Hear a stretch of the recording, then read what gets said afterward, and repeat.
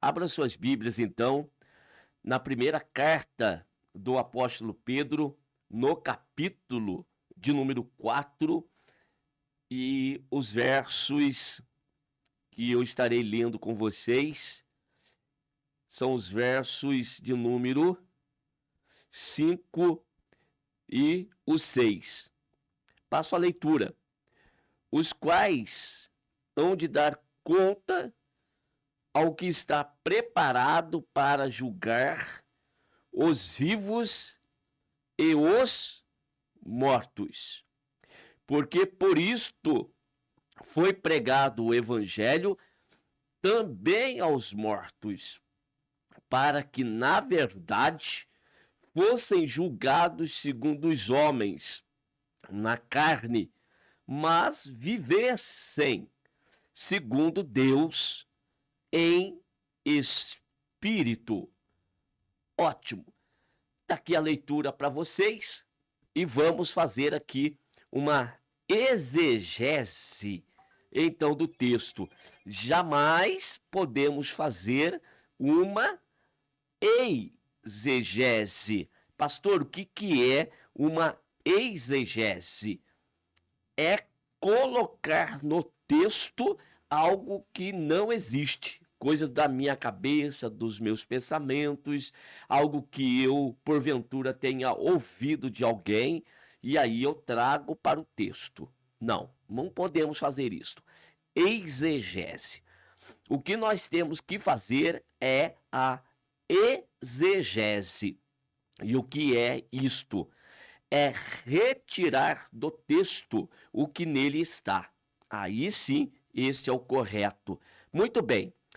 Nós, ontem, na pregação, destacamos o contraste que Pedro apresenta entre os gentios que vivem no mundo, no meio das dissoluções, no meio dos pecados. E isso em contraposição com aqueles que estão agora na luz e andam segundo a vontade de Deus. Muito bem. Aí no verso 5, em relação àqueles que andam em dissoluções, que andam aí nesses tipos de pecados que está relacionado aí no verso de número 3, ele diz, os quais hão de dar conta ao que está preparado para julgar os vivos e os mortos. Está reservado, preparado um dia em que vai acontecer o juízo final. Então isso já é comum, aceitável no nosso meio. Você já entende isso, que naquele grande dia, quando a última trombeta soar, então Jesus ele voltará, ele aparecerá nas nuvens e vai se estabelecer então o juízo. E naquele dia, então, será colocado para a direita os que creram no evangelho e para a esquerda aqueles que optaram por seguir o diabo e os seus anjos, conforme já pregado. E ele, então, está preparado, Jesus, para julgar os vivos e os mortos. Muito bem. Vai julgar os vivos. Que vivos? Ora, os vivos que estiverem vivos, não se preocupe não com a redundância aqui, porque é preciso, viu? É necessário eu ser redundante aqui. Então, o Senhor, ele vai julgar os vivos. Que vivos?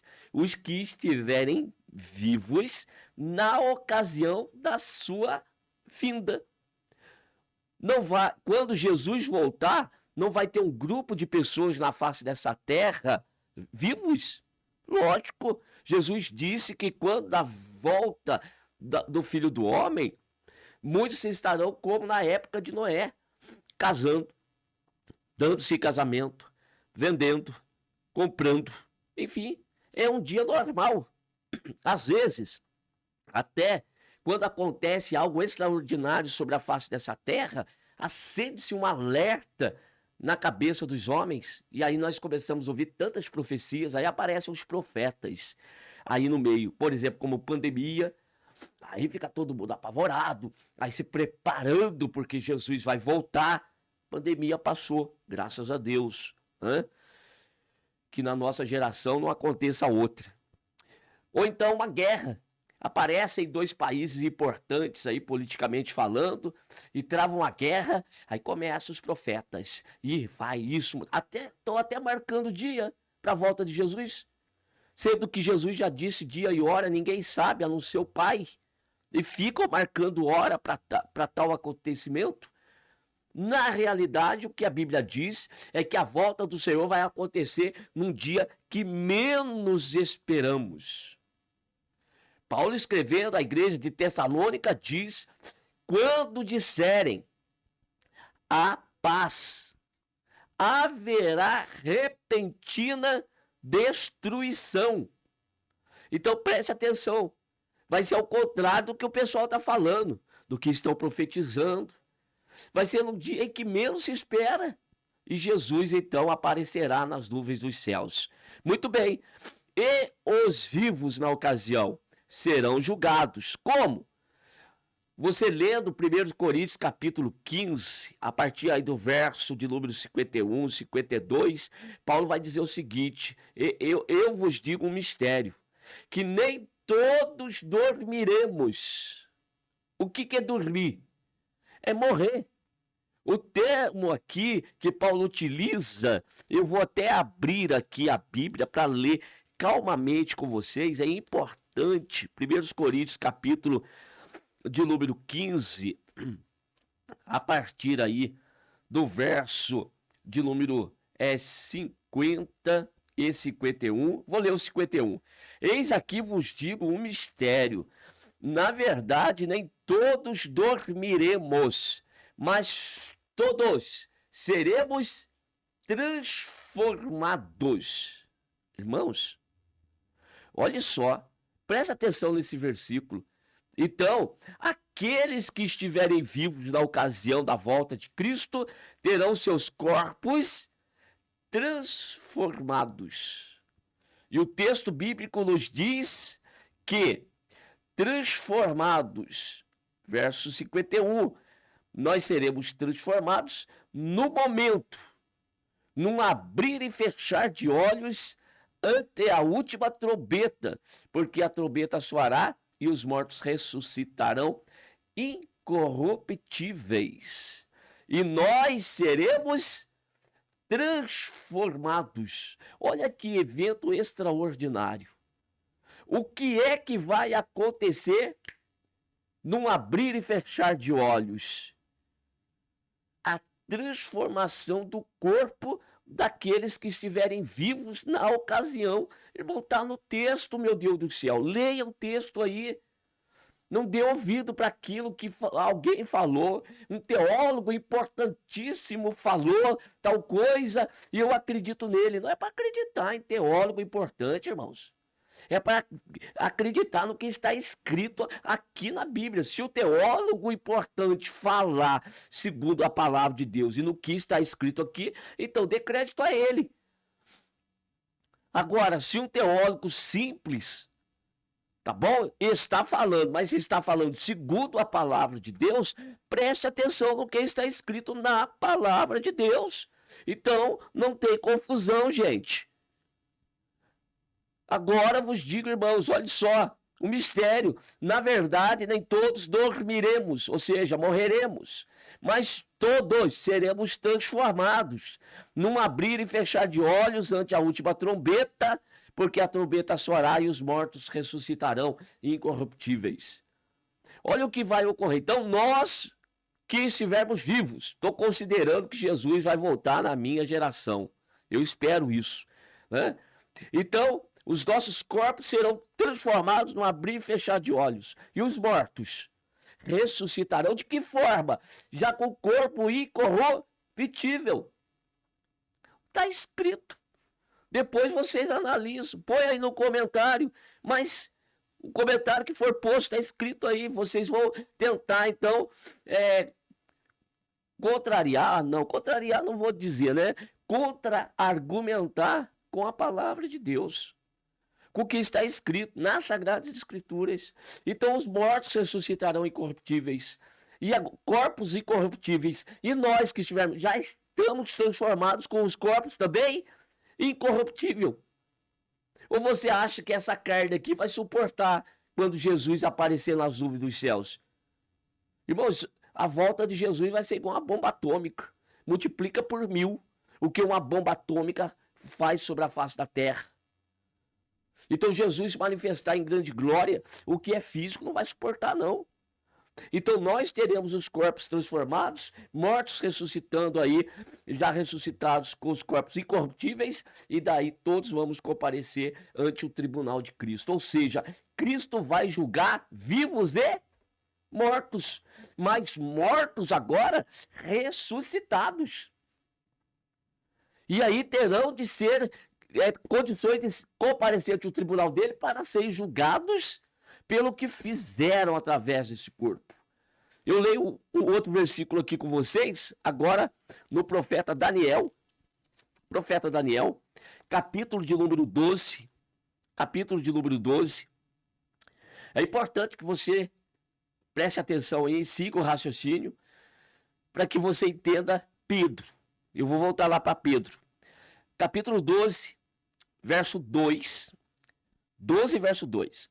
E muitos dos que dormem no pó da terra ressuscitarão, uns para a vida eterna e outros para a vergonha e desprezo eterno. Muitos dos que dormem no pó ressuscitarão. Então, todos hão de ressuscitar. Muitos deles ressuscitarão, uns para a vida eterna e outros para a condenação eterna, mas terão que ressuscitar. Por quê? Para que se passe pelo juízo e vejam aquilo que nós pregamos. Nós pregamos isto, anunciamos isto e tornar-se-á uma realidade. Eles verão. E daí então, como está escrito em Mateus, nos evangelistas registraram, que então Jesus vai dizer para aqueles que estiverem à direita: vinde benditos do meu Pai, possuí por herança um reino que vos está preparado desde a fundação do mundo. E para aqueles que estiverem à esquerda, apartai-vos de mim, malditos, para o fogo eterno reservado para o diabo e para os seus anjos, porque eu nunca vos conheci. Olha que coisa terrível. Então saberão, viu? Não vão ser inconscientemente depois jogados em lago de fogo e enxofre, não. Estarão ressuscitados e saberão que aquilo que eles ouviram, como estão ouvindo agora, quando estamos pregando, isto é uma realidade. Agora volte para Pedro, porque aqui não é uma aula de escatologia, né? Simplesmente, propriamente dito. Mas sim a explicação do verso de número 5 e 6 de Pedro. Então, os quais hão de dar conta ao que está preparado para julgar vivos e mortos. Então, vivos, na ocasião da vida de Jesus, terão os corpos transformados. E os mortos, agora ressuscitados. Ressuscitarão para poder passar para o julgamento, passar pelo julgamento. Porque por isto foi pregado o evangelho também aos mortos. Queridos irmãos, nós às vezes ouvimos por aí que Jesus, quando morreu, ele desceu lá no inferno. E aí colocam os termos de Hades, Seol e tantas coisas mais, explicam a palavra grega para a sepultura e para o lugar dos mortos, separa o lugar a sepultura do lugar onde estão os mortos, esperando o dia de julgamento. Não tem lugar para nada, irmãos. O ser humano, ele é corpo, alma e espírito. E a alma, ela está ali porque existe o espírito. E a alma, então, é o entendimento, a sede das emoções do homem. Saiu o espírito, não tem mais alma. Não tem mais alma, gente. Então, quando Deus tira o fôlego de vida, tira o espírito do homem, o espírito volta para Deus, que o deu, e o corpo. Aí o corpo nós estamos velando. O que tem ali no corpo? Não tem nada, só matéria. E o pó vai voltar para o pó de onde veio. Então o que é de Deus volta para Deus e o que é pó volta para o pó, volta para a terra. Então não tem um terceiro elemento que fica vagando por aí ou em algum lugar reservado, aguardando esse dia. Não existe isso. Viu? E esse corpo aí que desceu ao pó, naquele dia o Senhor há de fazê-lo levantar do pó, mas não pó mais, corpo transformado para poder passar para o juízo do Senhor. Viu? Então, irmãos, verso 6, porque por isto foi pregado o evangelho também aos mortos. Então, pregar o evangelho aos mortos não foi Jesus quando morreu e foi lá no lugar onde tem morto reservado lá e pregou para eles. Não existe, pelo amor de Deus, irmãos, isto não é bíblico. Isto não é bíblico. Então, quando é que Jesus pregou aos mortos? Que aqui está escrito. Então, o termo aqui, irmãos, pregou aos mortos, aquelas pessoas que agora estão mortas, estão lá no pó da terra, o evangelho foi pregado para eles enquanto eles estavam vivos. Hoje eles estão mortos, mas um dia estiveram vivos e tiveram a oportunidade de ouvir a pregação do evangelho. Tiveram tempo para escolher aí, ou ser escolhido. Então, o que é determinante para nós é o período que nós estamos agora vivos. Vivos. Porque o texto bíblico diz que ao homem está ordenado morrer uma só vez, seguido-se após isso o juízo. O juízo. Morto não tem participação mais em tempo, acabou. Para ele pode passar 1.000, 2.000, 3.000, ele vai acordar naquele grande dia e acabou. Entendeu? Não tem participação, não tem lugarzinho reservado para ele. Agora, quando é que foi pregado o evangelho para esses que hoje estão mortos, pegando a referência do nosso tempo agora, os que estão mortos, quando é que eles ouviram a pregação do evangelho? Ora, no tempo que eles estiveram vivos aqui. Por exemplo, aqui Pedro está falando da época de Noé. O povo da época de Noé não ouviram a pregação? Ouviram. Enquanto Judas diz, até o próprio apóstolo Pedro diz que Noé foi um pregoeiro da justiça. Enquanto ele estava construindo a arca, ele estava anunciando a salvação. E estava dito que haveria destruição daqueles homens ímpios, mas não creram. Agora, a família de Noé entra na arca e foram salvos. Então, para aqueles homens da época, enquanto vivos, foi pregado o evangelho, a boa notícia de salvação.